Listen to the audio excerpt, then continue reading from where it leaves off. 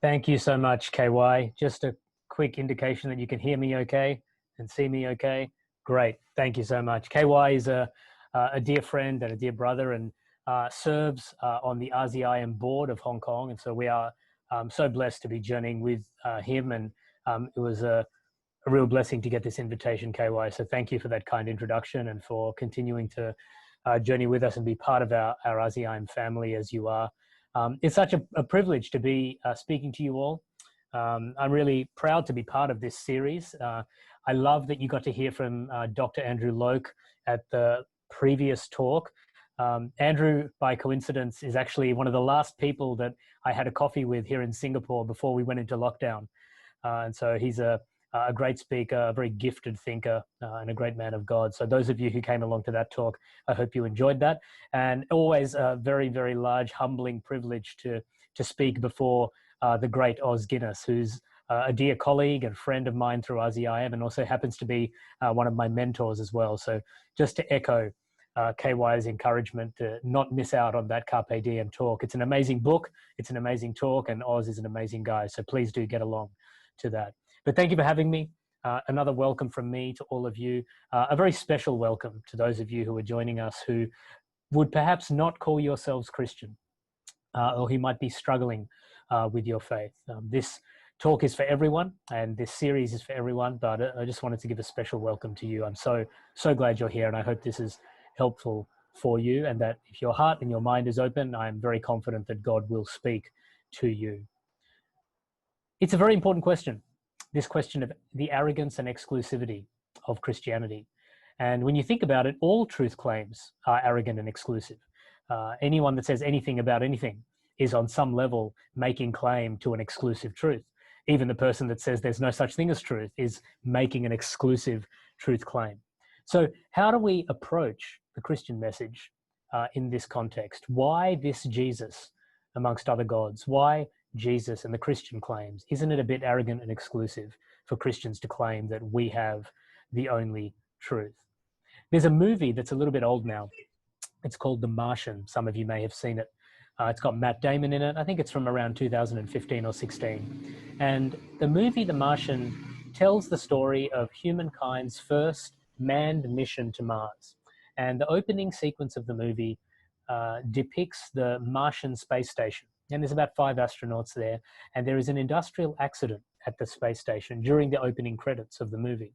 And one of the astronauts is killed, and a couple of the others are injured. And they basically have to stage an emergency evacuation from Mars back to Earth. And so that's exactly what they do. The 4 remaining astronauts jump on the space shuttle, they abandon the entire space station, and they launch back to Earth for whatever it is, the 5-month journey or whatever it is back to Earth. Now, as the credits of the opening sequence continue, the camera pans back to the body of the supposedly dead astronaut. And of course, he's not dead. He's very much alive. He was just knocked unconscious. And this is the character Mike Watney that is played by Matt Damon. And it's the beginning of the movie. And this man, Mike Watney, this character, is found in this incredible, insane situation where he is stuck on Mars. And the rest of the entire movie is about his fight for survival and his fight to come home. He has to find a way to make contact with NASA headquarters. He has to find a way to keep himself alive. He has to find a way to grow his own food, to regenerate his oxygen supply. And eventually he has to find a way to get back to Earth. Now, I apologize if you haven't seen the movie, but I am going to spoil it. He does get back to Earth. And it's not really that much of a spoiler because you're not going to cast Matt Damon and then kill him off halfway through the movie, of course. So he makes it back to Earth. And towards the end of the movie, Mike Watney, this character, who's now a little bit older, middle-aged with a bit of gray hair, he is now a professor teaching at the NASA Academy. And the final scene of the movie is Mike Watney lecturing to a group of NASA cadets. And he's obviously an international celebrity, and he's speaking from this incredible experience of being trapped on Mars for all of these months and somehow getting home. And he tells the group that he is lecturing to, and he is speaking in some sense in a literal way about exactly what he went through on Mars, but he's speaking much more powerfully in a metaphorical sense about life in general. And he says, It's important that you all apply yourself here. You have to study hard. You have to work hard, because one day you will be out there and you will be faced with a problem. And if you solve that problem, you'll be faced with another problem. And if you solve that problem, you'll be faced with another problem. And he goes on and on and on, of course. And then the final line of the movie is, he says, and if you solve enough problems, you get to come home. If you solve enough problems, you get to come home. That is such a powerful line for so many reasons, because when we look at the world out there, and when we look at every single worldview out there, the broad message of every worldview available is, if you solve enough problems, you get to come home. It's an idea that's underpinned by an ideal of self-sufficiency and self-actualization, about digging deep within yourself and applying yourself and growing in yourself to be able to achieve what you want to achieve, whatever that might be. In the secular world, it might be financial security, or it might be raising a good family, or it might be helping people who are less fortunate. And of course, there are various religions and other religious worldviews where there are things you have to do, things you have to say, things you have to think, things you have to perform, rituals, and so forth. Every worldview, religious or irreligious, on some level refers to this concept and is underpinned by this concept of self-sufficiency. The idea that the way we need to find fulfillment, the way to find satisfaction, is through ourselves. And there's an entire industry out there that is selling us various ways to improve ourselves. Every single worldview except one, except the Christian worldview. Because on this particular issue, the Christian worldview is unique. It's unique and it's distinct. And the uniqueness and the distinctions don't stop simply on the issue of self-sufficiency. There are several. In fact, there are so many, there isn't enough time in one talk to go through them all. But I want to speak with you about 3 unique aspects of the Christian message, this message of Jesus that we Christians are on about, that I believe to be true. 3 aspects of uniqueness about the Christian message. 3 reasons why alleged claims of arrogance and exclusivity against the Christian message are both logically, philosophically, evidentially, and existentially untrue and unfounded. Here are 3 points of uniqueness I want to talk to you about tonight, and then I look forward to taking your questions. The Christian message, the message of Jesus, rests on a unique body of evidence. It demonstrates and is propelled by a unique brand of love, and it makes itself real to us through a unique type of rescue. A unique body of evidence, a unique brand of love, and a unique type of rescue. And I want to briefly go through each of these 3 things. Firstly, it rests on the unique body of evidence. Now, without having time to go into everything, all the other worldviews specifically, broadly speaking, when you look at the evidence out there of all of the other worldviews that are available, they all exist in some sense in the abstract. They're based in some kind of philosophy or some kind of body of propositions that you have to believe in. Or they're based in another realm, in some kind of supernatural realm where human beings don't have access to and you just have to trust. Or they're based in some kind of text or scriptural evidence that relies on the testimony or the eyewitness evidence of one person. It's either dictated by one person, or it rests on the witness circumstantial evidence or the hearsay of one person, or it's simply propositional. It's just a set of philosophies or a set of principles or a set of pathways or theories or pillars of thinking. And this applies to every religious and irreligious worldview, except the Christian worldview. The Christian worldview uniquely is distinct from that. It isn't out there in the abstract. It's not a set of abstract philosophies. You don't have to trust one person in order to believe it or to find the evidential base for it. It's founded on 3 very powerful components of evidence, or 3 very powerful categories of evidence, this unique body of evidence that I talked about. The first is textual evidence. Now, it's not the only worldview that rests on textual evidence, but the Christian Bible is thoroughly unique. It's 66 books written by more than 40 different people over 1,500 years across 3 continents in multiple languages. And the vast majority of the writers of the Christian Bible never met each other. And yet all of these 66 books written by all of these people across 1.5 millennia, and probably a little bit more, they all perfectly correlate and coalesce, and incredibly, they all point to the person of Jesus Christ. They all point to the person of Jesus Christ. Now, that is powerful textual evidence. That is unprecedented. It is unique amongst all worldviews. But there is much more to the Bible that unfortunately I don't have time to go through. I could talk to you about the number of manuscripts that we have. I could talk to you about the carbon datability of how early those manuscripts are. I could talk to you about how the New Testament alone of the Christian Bible, there are more than 20,000 cross-referenceable cited manuscripts where we can check that date some of the copies to within 100 years of the birth, death, and resurrection of Jesus Christ. So this Bible in itself is unique. There are prophecies in the Bible that are then fulfilled later in the Bible, and because of carbon dating, we know that the prophecies were first written down before the historical events that followed them. So the textual evidence that underpins the Christian message is powerful in and of itself. So textual evidence. Secondly, and I think equally importantly, there's a whole lot of propositional evidence.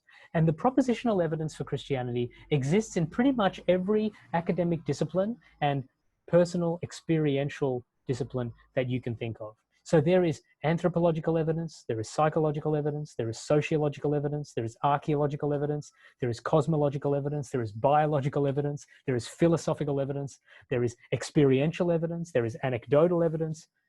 All of these categories of evidence, and the list goes on and on and on. And obviously I don't have time to go through each of them with you.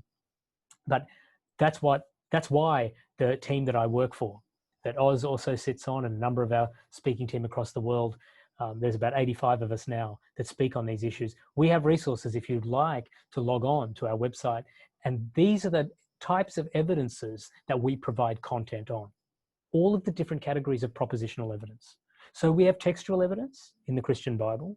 We have the propositional evidence. And the beauty of the propositional evidence is if you have questions, that propositional evidence will meet you wherever your questions are. So whatever your questions are, and I really look forward to hearing some of them tonight, but wherever your questions are, the propositional evidence is there to meet those questions. Right? Thirdly, there is one more category of evidence that I'm going to get to later on, and it's relational evidence. But I want to just leave you with the uniqueness and the strength of the body of evidence that can be described as textual when we look at the Bible, and that can be described as propositional when we look at every other academic discipline out there. And the other interesting thing before moving on beyond the unique body of evidence is that the Christian Bible, again and again and again, uniquely inside of itself, invites questioning. Again and again, it doesn't just say, just trust me because I'm the Bible. It doesn't just say, just believe this because it's true. Again and again, it invites scrutiny. It invites questioning. It says, take these things, take these messages, take these historical accounts, take this person of Jesus and scrutinize it and test it and critique it and be rigorous in your cross-examination of it. But make sure if you're doing that, that you're also doing that with the other worldviews out there, because truth can stand up to questioning. In fact, I used to be a lawyer, and only truth can stand up to questioning. In fact, when I was cross-examining, if there was a witness that didn't want to take a lie detector test, that didn't want to be cross-examined, that didn't want to make a statement, and there was another witness that was happy to do all of those things, that's a pretty good indication that you might be able to pick already who's telling the truth and who's not. And the Christian message, the Christian Bible, again and again and again, invites questioning. In fact, there is a strand of theology, and theology just means the study of God, but there is a substrand of theology called apologetics in Christianity, uniquely in Christianity, that specifically comes out of the Bible. It comes from a Greek word, apologia, which means a reasoned defense. So this Christian message is entirely reasonable. It's grounded in evidence. It's logical. It's coherent. It corresponds with reality. It corresponds with the evidence. There's textual evidence to back that up. There's propositional evidence to back that up. And powerfully, the Christian Bible invites questioning again and again. Even in the biographical accounts of Jesus that we have, and we have 4 biographical accounts of Jesus that are based on eyewitness testimony, that are cross-referenced, and so we can cross-check them. And in those, again and again, we see people asking Jesus questions. And he's always there providing responses. He doesn't always give very easy, simplistic answers or knockdown answers, but he always gives a response. He always provides evidence. He always provides reasons on which people can trust him. He always provides reasons on which people can trust him. And for those of you who are watching this and you are Christian, probably the most important verse in the context of this event for you is a verse out of the New Testament of the Bible, out of the first letter of Peter, where he says, always be prepared to give a reason for the hope that you have. That's what apologetics really is. That's what evidential thinking about the Christian message is really about. That goes to the heart of determining whether or not Christianity is true. Because if it's true, then it can't be arrogant. And the exclusivity, of course, just pertains to the truth. All truth is exclusive. 2 plus 2 can't equal 4 and 5 and 6 and an elephant. It has to equal one of those things, and whichever one of those it equals, that's the exclusive truth. So truth by definition is exclusive. We find truth by following the evidence to where it leads. We find truth by scrutinizing the subject and object making the truth claim. And that's exactly what we are called to do in relation to the Christian message. In fact, we're encouraged to do that. And when we do that, we find that the truth value of the Christian message holds. So it sits on a unique body of evidence, the message of Jesus, a unique body of evidence. And I've explained briefly what that looks like in the context of textual evidence and in the context of propositional evidence. Secondly, then, in addition to sitting on this unique body of evidence, it demonstrates and is propelled by a unique brand of love. Now, one thing that most people agree on out there is that love is the supreme ethic, or love is the most important thing. And it doesn't really matter what you believe. Most people are willing to accept that. You know, even atheists accept that, or whatever kind of atheist it might be, an agnostic or a humanist or whatever it might be. Love is broadly considered to be pretty important. It's probably because it comes out of the human heart and we don't think too much about it, but love very naturally is an instinct of the human heart. And of course, you know, everyone from William Shakespeare to Taylor Swift to Confucius talks about love in some way or another. And the poems are about it, we write songs about it, we make movies about it. It's all about love. But when you look a bit more closely, when we talk about love, we're not all talking about the same thing. When human beings talk about love, in every worldview, they might say love, but we're not all talking about the same thing. Because out there in the world, love is some combination of a feeling or a sensation or an affection, or at its best, probably out there, a commitment or a decision, right? But it's very different in Christianity. That's not what love is in Christianity. It's, once again, it's a unique brand of love. Because according to the Christian message, love is qualitatively different to all of those things. Now, in the New Testament, and for those of you who are not Christian, the New Testament is simply the final part of the Bible. It's the part where Jesus turns up and the time after that. So in theory, we're continuing to live in the New Testament time now, but we just recorded a certain amount of it. And in the New Testament, there's a guy called Paul, who's a brilliant guy, and he wrote a bunch of letters. And in those letters, we find great truths about God, about why Jesus came, about how he wants to relate to us, about how this whole relating to God works in accordance with the Christian message. And in one of his really, really important letters, I mean, they're all important, but this one is particularly seminal in the context of love. He writes to the Corinthian church. Corinth was just a big city in ancient Greece, and he writes this letter to this church. And he sets down this incredible manifesto that defines love. And if you're not a Christian, you've probably heard of this anyway. This is the same Bible verse that pretty much every atheist has read out at their wedding.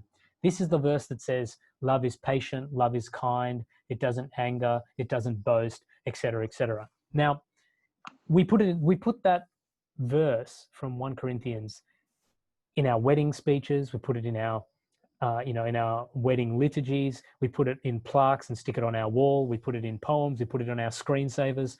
It's this beautiful definition of love that is widely embraced by people who are Christian and by people who are non-Christian. But we often forget to get to the end. We often don't get all the way to the end. And at the end, I think you find the most powerful aspects of that definition of love, that Christian love that Paul is writing about. And it says 3 things that reveal the qualitative difference of Christian love. It goes on to say, love rejects evil, it rejoices in truth, and it protects. It says a bunch of other stuff too, but I think on those 3 is where the rubber really hits the road with Christian love. It rejects evil, it rejoices in truth, and it always protects. And this is where Christian love distinguishes itself from love as defined in any other worldview out there. Because this is where love is shown in its purest form to be something that elevates its object, potentially at the cost and at the expense of its source. True love elevates its object or its subject at the cost of its source. True love is sacrificial. True love in the purest form is not just about loving the people that love you back. True love is about just pouring out selfless, sacrificial love, non-discriminately, completely indiscriminately. Now, we are all pretty good at loving the people that love us. It's easy to love the people that love you. Try loving the person that cuts you off in traffic, right? Try loving that person at work that you really just don't get along with, that is difficult, that is obnoxious, that is belligerent. Try loving that person. Christian love is qualitatively different from every other worldview.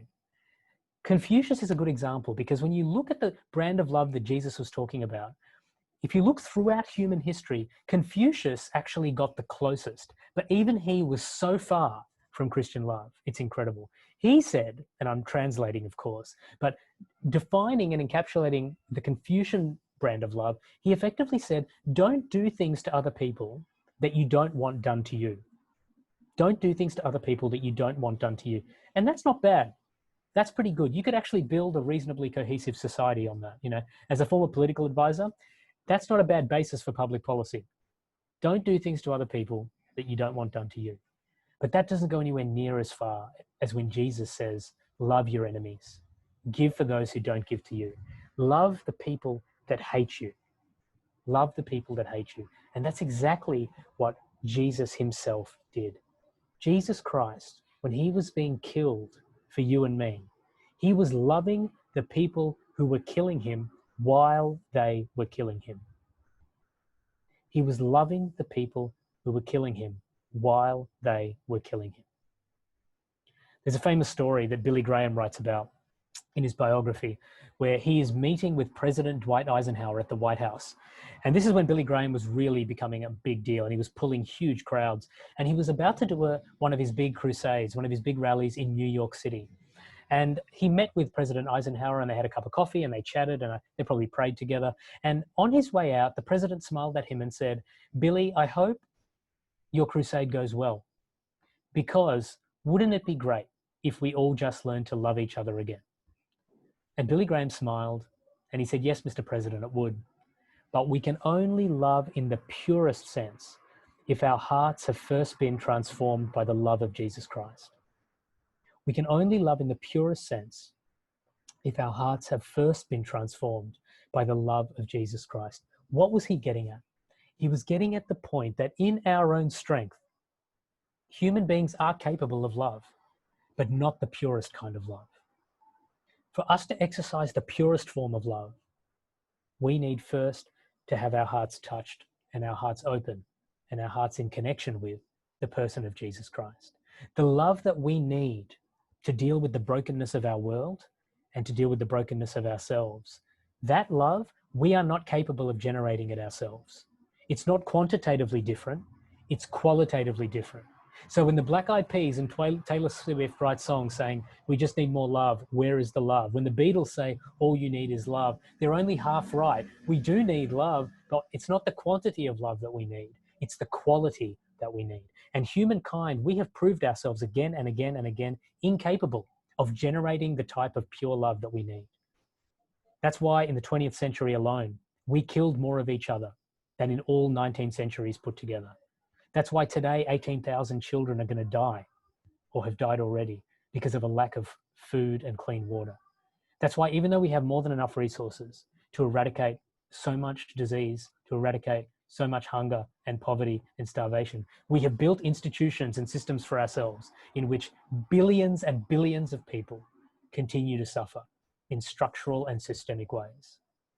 That shows us that as well-meaning as we might be, our capacity to love selflessly requires a transcendent source of love. Jesus Christ offers that transcendent source of love. He offers a unique brand of love, the likes of which humankind has never experienced before or after him, unless they've experienced it through him. So this Christian message, it sits on a unique body of evidence. It's demonstrated through a unique brand of love. Thirdly and finally, it also offers us a unique type of rescue. Mark Twain very famously said, "The two most important days in your life are the day you were born and the day you find out why." The two most important days in your life are the day you were born and the day you find out why. He's getting at something really powerful there, I think, because he's talking about the importance of purpose. Purpose is crucially important to human fulfillment, to flourishing, to satisfaction, to a sense of who we are. And when we look at the different worldviews out there, they all have some kind of response to purpose, because purpose is simply the summary of the question, what are we here for? Why are we here in the first place? Because once we find out why we are here in the first place, then it becomes much easier to find out what success looks like, what fulfillment looks like. It makes it much easier for us to work out what we should be doing with ourselves. So Mark Twain was onto something really important. He tied flourishing to purpose. So the question then becomes, of all of the worldviews out there, including Christianity, what do you have to say about purpose? And interestingly, as I mentioned, that was the underlying thread of the storyline in The Martian. Purpose out there with pretty much every other worldview is about what we can do for ourselves. It's about what we do, what we think, what we feel, what we say, what we achieve, how well we do at certain things. And here in Asia, we know all too well, I know most of us here are tuning in from Asia. I was born in Sri Lanka. I'm a son of the subcontinent, even though I grew up in Australia. So I understand our Eastern honor, shame values. We draw our purpose from academic performance, education, financial security, the strength and prestige and reputations of our families. This is where we find purpose. And we're not alone in that. There are various kinds of cultures and people groups that all have other kinds of things, but it's all about us. It's all about lifting up ourselves by our bootstraps. And of course, there are all these theories out there about how you raise yourself up, just like Mike Watney was talking about in The Martian, to make something of yourself, solve enough problems so that you can come home. Our founding president and my late friend and mentor, Ravi Zacharias, used to say, everything's out there trying to sell you ways on how to make yourself better. Everything from Oprah to Chopra and everything in between. And he's absolutely right. The self-development and self-help industry is a $12 billion industry. And we go out there and we do MBAs and we read How to Win Friends and Influence People and the 7 Effective Habits and the 8th Effective Habit and Eat, Pray, Love and the Present and the Gift and the Secret and this and that. And I'm not saying for a second that all of those things are a complete waste of time. But the point is they all rest on an assumption that our ultimate purpose is directly related to what we do. And then when we look at the Christian message, it tells us a very different story. Because once again, it shows itself to be distinct and unique from every other worldview, religious or irreligious. Because it says it doesn't matter what you do. What matters is who you are. Purpose for Christians is grounded in identity, not in performance. Purpose for Christians is grounded in identity, not in performance. So the next question, of course, becomes, as I'm sure you have, what makes you a Christian? Where do we draw this identity from? And once again, the Christian message has a unique solution to that. It has a unique response to the question of how do we ground our identity? Because it manifests, unlike every other worldview out there, it doesn't manifest through performance or achievement. It manifests through relationship. And relationship is the final and, in my view, most distinguishing and powerful and unique aspect of the Christian message. Christianity manifests primarily through relationship. That's how our purpose is actualized. That's how our satisfaction and our flourishing is achieved. It's through relationship, and two very important categories of relationship. According to the Christian message, God tells us very simply and very clearly that we were made for two things. This is the purpose that Mark Twain was talking about. God's purpose for you and me is, number one, to be in loving relationship with God, and number two, to be in loving relationship with one another. Those are the two reasons for which we were made, to be in loving relationship with God and to be in loving relationship with one another. And the evidence based, even for those two claims, is clear across the Christian and non-Christian world. All you have to do is look at the human heart, is look at the psychological makeup of people, is look at the neurological makeup of people, look at the anthropological and sociological evidence of how people behave and thrive and prosper. And relationship is core. And yet Christianity is the only worldview in town that is anchored in relationship. That should tell you something about its truth value.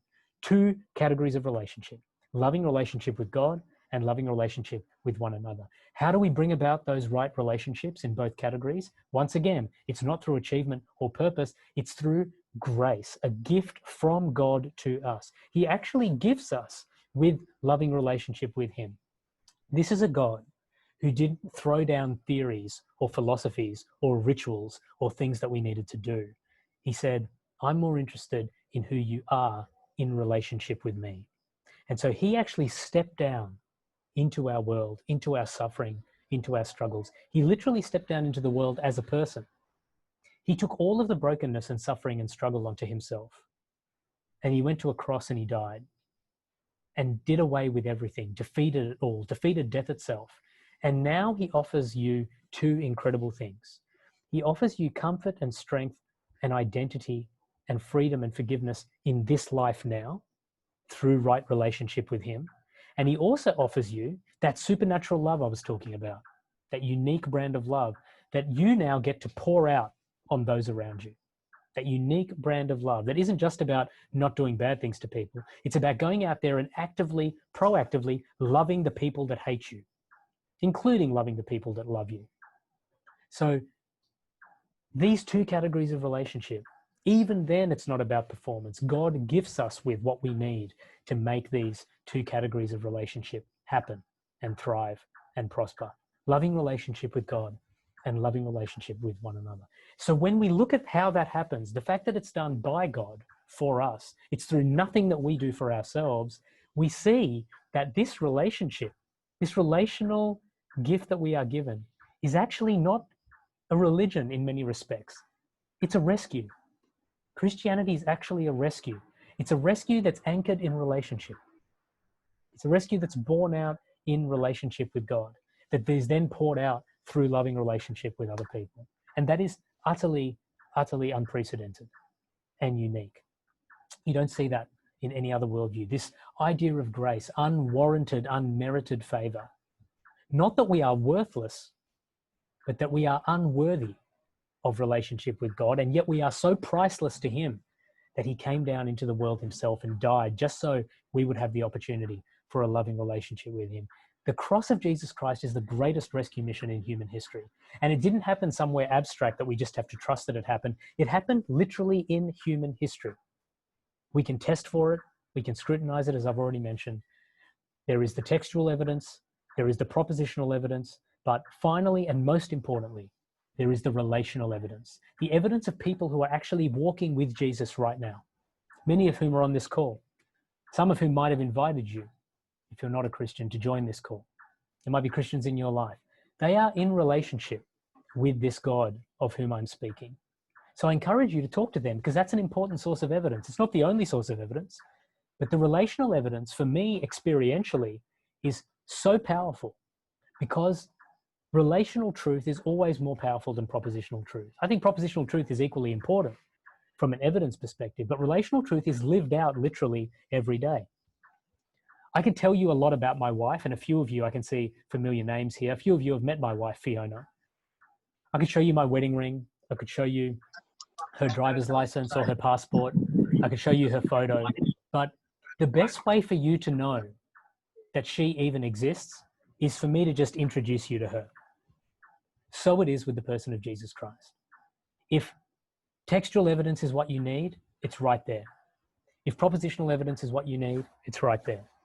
But ultimately, the Christian message anchors in a gift through a rescue and manifests in up close and personal relationship with the person of Jesus Christ. So I just want to encourage you, wherever you are with him, to know that he is calling out to you tonight, right now. And he is calling you to either come closer to him, or to go deeper in your relationship with him, or to maybe let him into your life for the first time. It's interesting that in the Martian, that movie, the whole purpose of the movie that they are trying to build, the entire narrative arc of the movie, is that they are trying to say exactly what I started by saying, that all we need as humankind is our own ingenuity.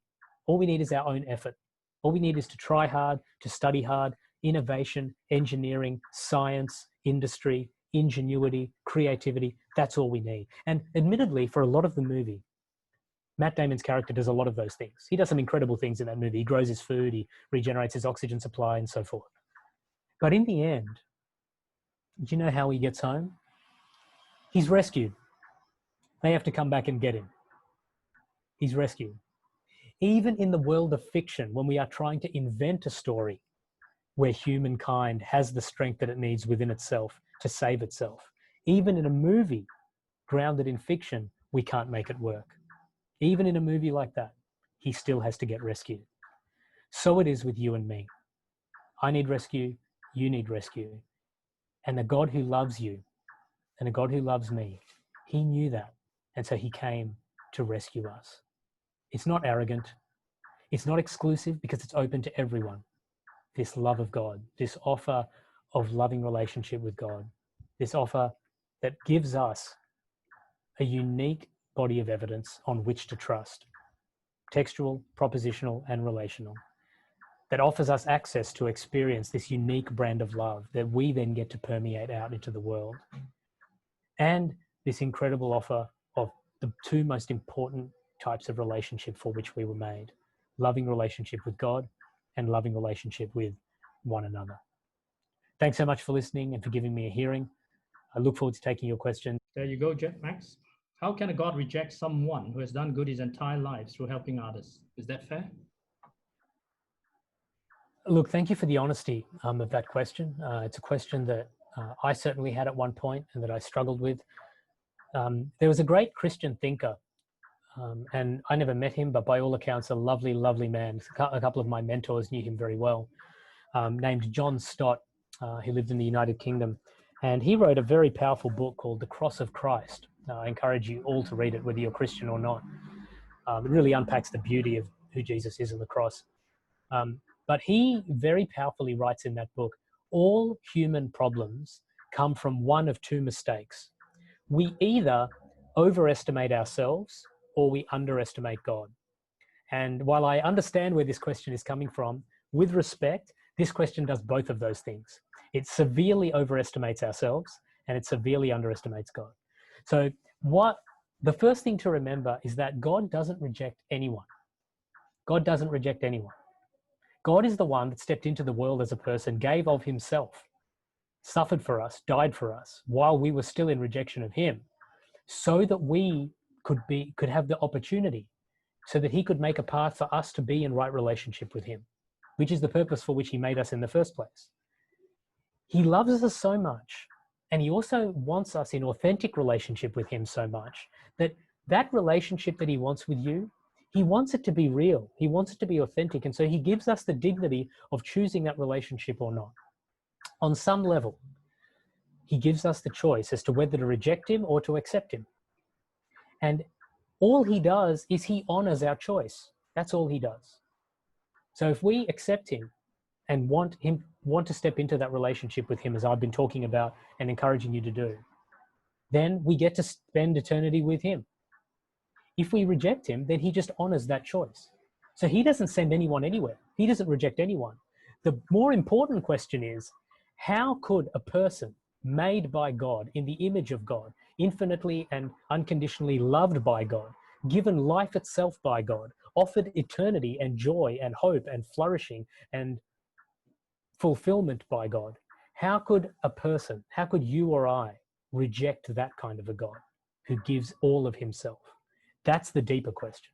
The question is not, how could God reject us? God hasn't rejected us at all. He came all the way into our world. He stepped down from his realm into our realm just to rescue us. The more incredible question to me that mesmerizes my mind is, how on earth could we reject him? How could we reject that kind of a God? How could we reject that kind of love? How could we reject that kind of selflessness and sacrifice in the face of a God who loves us that much? Thank you for the question. How do we convince others that truth is exclusive? Oh, that's an easy question. You don't really have to convince them. You just show them the principles of logic. because all you have to do to show that truth is exclusive is point to the reality that any denial of that claim is an exclusive truth claim. So the only way to deny that truth is exclusive is to say some kind of sentence along the lines of truth is not exclusive. And if anyone says to me truth is not exclusive, I would ask them, is that true? That's all I have to do. And the game's over. So someone says to me truth is not exclusive, I say to them, that statement you just made, is that true? Now, I've asked them a propositional question, which means they have to answer yes or no to that question, because that's the only way to answer a propositional question. If they say yes, what they've said is true, they're admitting the truth is exclusive. And so they're disproving the substance of their claim. If they say no, that statement was not true, then they're admitting that their statement is not true. And so they're once again admitting the substance of it not to be true. So you don't even need to go to Christianity to know that truth is exclusive. Truth is exclusive by definition, because any attempt to deny the exclusivity of truth or the existence of truth or the knowability of truth, any attempt to deny any of those things, you end up proving that truth is real and knowable and exclusive just by trying to deny it. So the logical principle is called the Law of Non-Contradiction, and you basically contradict yourself. And this isn't just me saying this. This isn't an RZIM theory. There's great thinkers for the last 400, 500, 600 years that have been onto this stuff. A lot of them non-Christians, in fact, people like Wittgenstein and Jacques Derrida, a lot of the postmodern thinkers and constructivist thinkers. The top tier of this kind of thinking, they do admit that truth is ultimately exclusive and it is knowable, because any denying of that actually is making an exclusive truth claim. Hope that's helpful. Next question for you, Max. What would you say to someone who wishes to receive Christ because he believes that Christ will save all in the end? This is a form of Christian universalism. Yeah, look, thank you for that question. I'm quite amused by some of these sorts of strands of thinking, because they're just quite illogical at their base level. So I'm often confused as to why they get so much following and so much interest. If you think about what I've said about the relationality of God, one thing that's very clear from the Christian message is that this God is a relational God. He's fundamentally relational. What he wants most is up close and personal relationship with you and me. And for relationship to be authentic, you have to be willing to accede to that relationship. Like if my marriage, if on my wedding day, someone had held a gun to my wife's head and made her say the vows to marry me, our relationship just wouldn't be authentic. It would always have that cloud hanging over it. I wouldn't really ever know whether she actually wanted to be in the marriage or not. Now, in a similar way, God wants authentic relationship with us. If you think about any of the friendships and relationships that you have, whether it's with your spouse, whether it's with your friends, there are many reasons why those relationships are meaningful. One of the reasons is because you choose to be in those relationships. You're not forced to be in those relationships. There's not some higher authority that comes and tells you who your friends are going to be. You choose to be in those friendships. That's one of the things that makes them meaningful. And God wants the same thing with us. He wants meaningful relationship. And so for him to force us into relationship with him when we don't want to be in relationship with him, it's a violation of the character of God as we see him in the Bible. It's a violation of the concept of relationship as we see it in the Bible. And it's ultimately a violation of human dignity. And that violation of dignity would have to be God violating his own essence, because we are made in the image of God. And one of the things that flows out of the truth, the true reality that we are made in God's image, is that we have intrinsic dignity. And so for God to violate intrinsic dignity, he'd effectively have to be violating himself and his own character, notwithstanding the other stuff I've said, that it actually violates the character of God as we see him. Again and again and again, we see it in the Bible, the building blocks for the comments that I have just made. But again and again and again, we see very obviously examples of God being very clear that he wants us to be in relationship with him, but he is not going to force that. We see Jesus in his biographies going into Jerusalem ready to die for people. And he says, Jerusalem, Jerusalem, oh, how I long to gather you like a mother hen gathers her chicks, and yet you are not willing. And yet you are not willing. We'll see it again towards the end of the Bible where Jesus says, or God says through the writer, and these are the words of God, I stand at the door and knock. To anyone who answers and opens up the door, I will come in. To anyone who answers. To anyone who answers. Again and again and again, we see that human responsibility, human agency is so important to claim what God has done for us. It's free, but we have to claim it. It's a relationship. We have to step into it.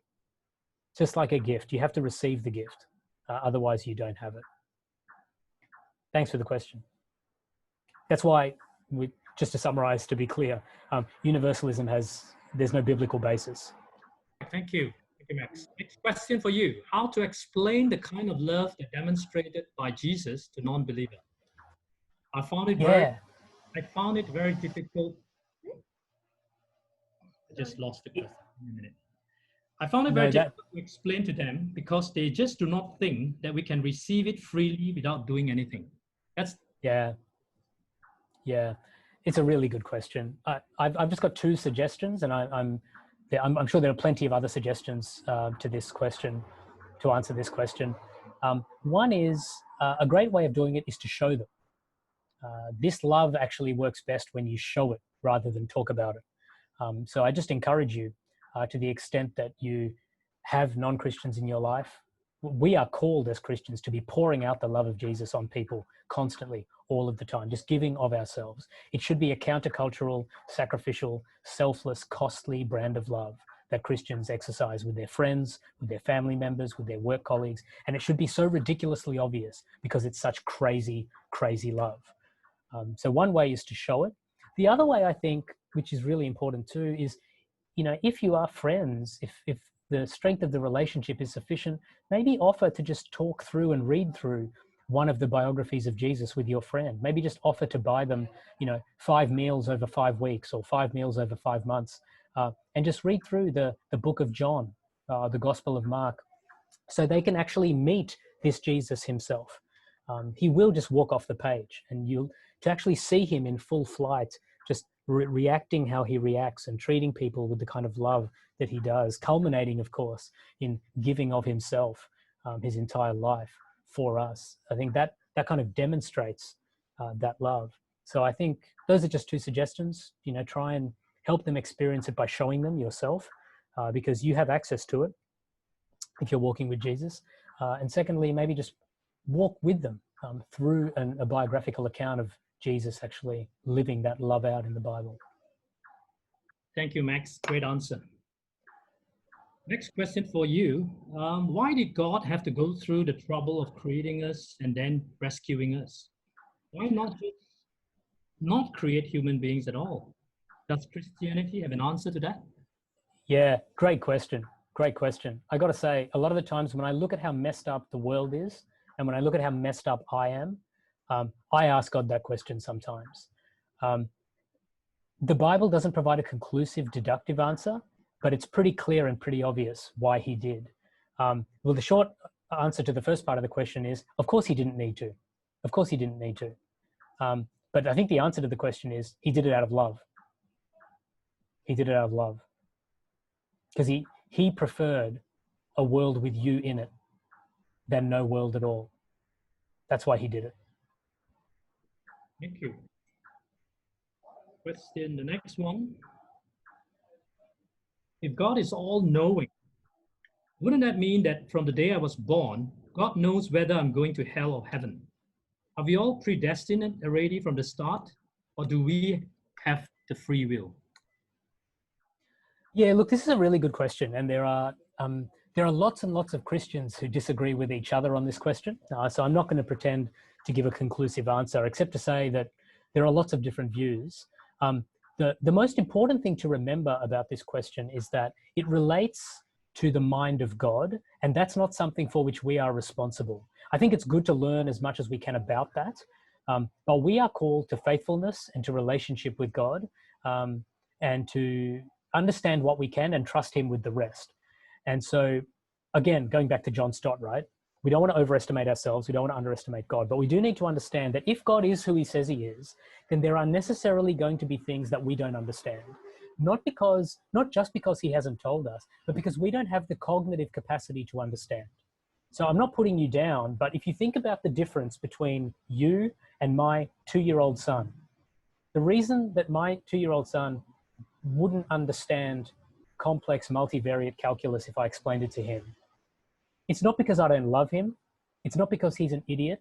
It's not because he's stupid. It's because his brain just simply doesn't have that cognitive capacity to understand that right now, right? One day he will, but he just doesn't have that capacity right now. The intellectual and epistemological difference between me and my son and the intellectual and epistemological difference between us and God is infinitely more. Us to God is infinitely more. So there is so much about reality, so much about truth, so much about God that we are simply just not cognitively capable of understanding. On top of that, there's a whole nother category of stuff that we are cognitively capable of understanding, but that he just hasn't told us for whatever reason, right? So the Bible is by no means, as I said, exhaustive truth. There's tons of stuff that he just says, look, you don't need to know that. I've given you exactly what you need to flourish, to prosper, to fulfill your purpose, to love each other, to be in loving relationship with me. And I've given you more than enough reason and evidence to ground all of that, to make it entirely rational and cohesive and correspond with reality and rest on an evidence base, propositionally, textually, and relationally. And so you just have to trust me that there's some stuff that I haven't told you. Now, this particular question, in my view, falls very comfortably into this category, because the realm of trying to understand the mind of God and how it interacts and relates with the space-time continuum in which we live is very, very difficult, in my view, impossible for the human mind. And that's why we haven't been able to work it out. That's why for 2,000 years we've been thinking through it and we just haven't been able to work it out. The different views go all the way from yes to no on this question. But the bottom line is this.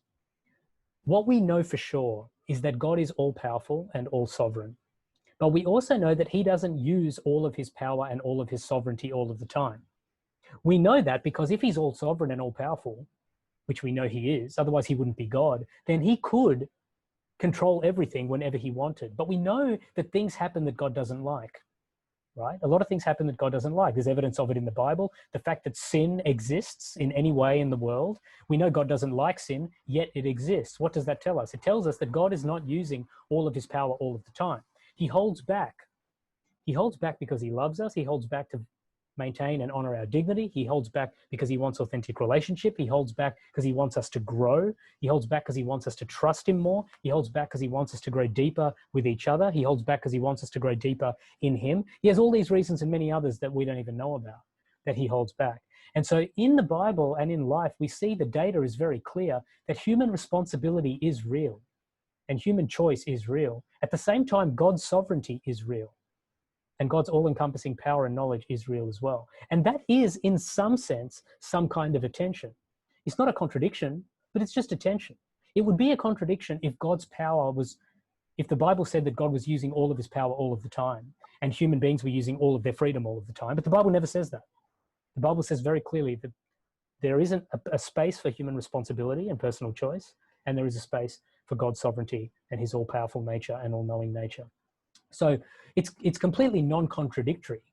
The way in which it manifests, I agree, is complex and does require an element of trust in understanding how these things can coexist. But when you look at other worldviews, it's nothing on some of the contradictions that you find in other worldviews.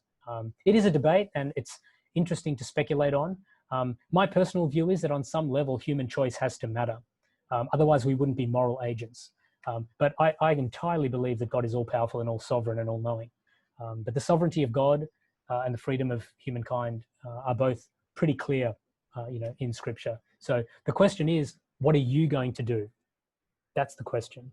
It's all well and good for us to speculate like academics, and a lot of academics do that. But the more important question is that God is offering you relationship. Are you going to take it or are you going to reject it? There are only two choices.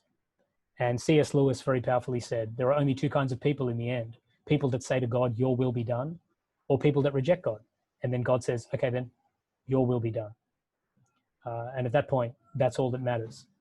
So my encouragement is that if you're playing and toying with questions like this, they're not a waste of time if you're interested in them and you have the time, but they're nowhere near as important as the bigger question, which is, what are you and I going to do with the offer of relationship that God gives you through the person of Jesus Christ. Thanks for the question. Thank you, Max. Very interesting question, actually. If Jesus is the truth, why does it seem like not all of us need it in our lives? Some people seem to live fine and do well without God in their lives. Yeah, it's a great question, and it's actually got the answer in the question. It seems like not all of us need it, doesn't it? It does seem like that. But what seems to be the case is not always the case. We do all need it. And I'll give you three very, very quick reasons. One is that truth is indispensable, as I've said. If Christianity is true, as I've made the case out for it to be, then by definition we do need it, because the part of the Christian message is that we all have a God-shaped hole inside of us. You know, Blaise Pascal, the French mathematician, we all have a God-shaped hole, and because it's God-shaped, it can only be filled by one thing, and that's God himself. And so the deeper question is it true? Not whether we need it or not. It's much better to work out whether it's true. And if it's true, then by definition, we know that we need it. So the truth is indispensable. I don't think anyone wants to live a lie. And so I've always said that there are 1,000 good reasons to be a Christian, but the best reason to be a Christian and the first reason to be a Christian is because it's true.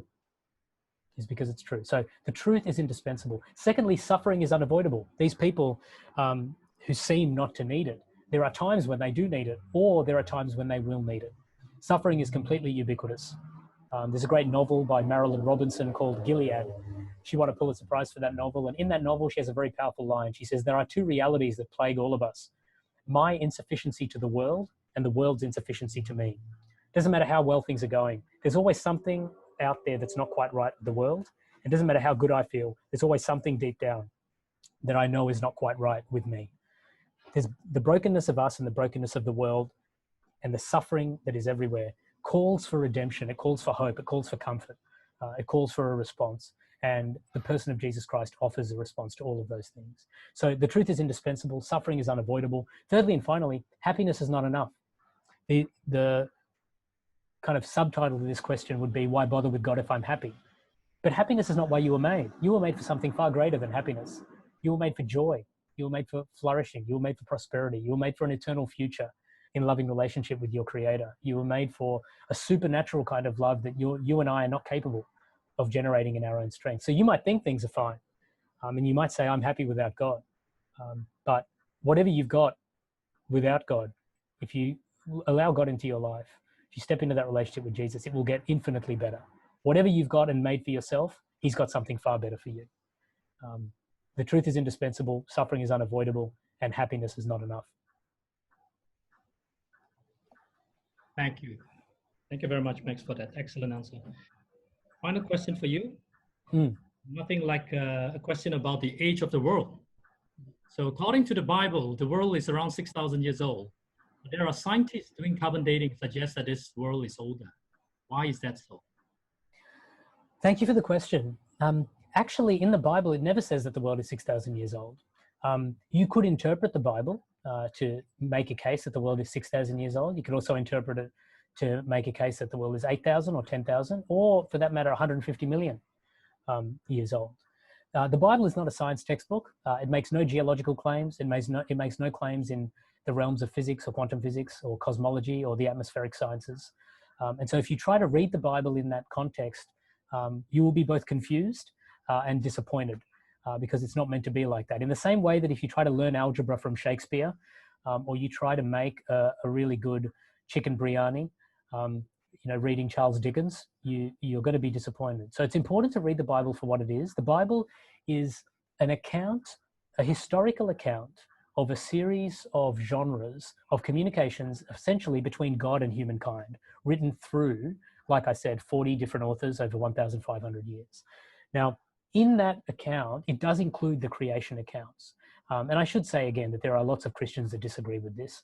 Not that disagree with this, sorry, but that disagree with each other on this. One of them is a professor of mine, Professor John Lennox, who's written extensively on this. And he actually has a great book on this called The 7 Days That Divide the World. And he kind of catalogs the different ways of understanding the book of Genesis. But I think the important thing to remember is that science and scripture are fundamentally different in their purpose, in their nature, and in their scope. Science, by definition, is concerned exclusively with understanding, observing, and cataloging the physical natural world. That's why they're called the physical sciences. God, if he exists, exists primarily in the metaphysical world, in the non-physical world. So science, by definition, is incapable of disproving God's existence or proving God's existence, for that matter. And that's why you find good scientists who are Christian and non-Christian who will tell you, look, there's no way you can use science to disprove God, because science is in the natural game. God is in the supernatural game. And so they're, by definition, when you try and match them off against each other, you make what the philosophers call a category error. And in the same way, if you try and read the Bible like a science textbook, you're going to run into trouble. So I think the best way to understand this is to know that there are Christians who have different views on this, and there are non-Christians who have different views on this. But what I can tell you, probably the most important thing to take from this question and the answer to it is, if this is a barrier to you becoming a Christian, or if this is a barrier to you considering Christianity, I hope I've diffused it as a barrier, because there's no need for this to stand in the way.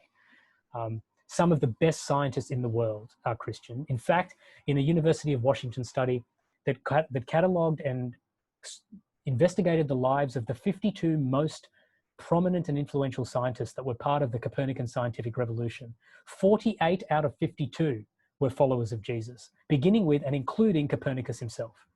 So there's a lot of myths out there about this whole science versus God kind of garbage, but my smartest professors at Oxford University were Christians and scientists. Professor Alistair McGrath, he's a professor of science and religion at Oxford. He has a PhD in molecular biophysics and 2 more PhDs in theology.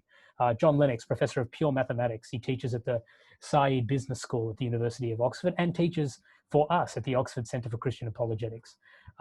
These are not stupid people. Francis Collins, the head of the Human Genome Project, is a Bible-believing Christian, a follower of Jesus. Again and again, the list goes on and on and on. Science and faith are not for a second in any kind of contradiction. In fact, modern science as we know it grew out of Christian beliefs that there was a creator, that he made a world that was understandable, where you could run experiments that were repeatable, that was coherent. And if you go deeper and deeper and deeper into science, a lot of people who have come to know Jesus and come to become Christians have done so through science and through the scientific process and the scientific method. Another one of our speakers, Sharon Dirix, she has a PhD in neuroscience from the University of Cambridge. She actually became a Christian during her PhD. So this idea that because the Bible doesn't teach me algebra, or because it doesn't teach me geology, or because it doesn't mention the dinosaurs, or because it doesn't explicitly catalog evolution or have pictures of the fossil record in it, because of that it's not true. It's just a very wrong-headed reading of the purpose for which the Bible was written. The Bible was written to inform us of why we are here, of why things happen, and of the agent, ultimately God himself, that sits behind the natural world. Science is there to explain the natural world. The Bible is there to explain why the natural world exists and who brought it into existence. Thanks so much.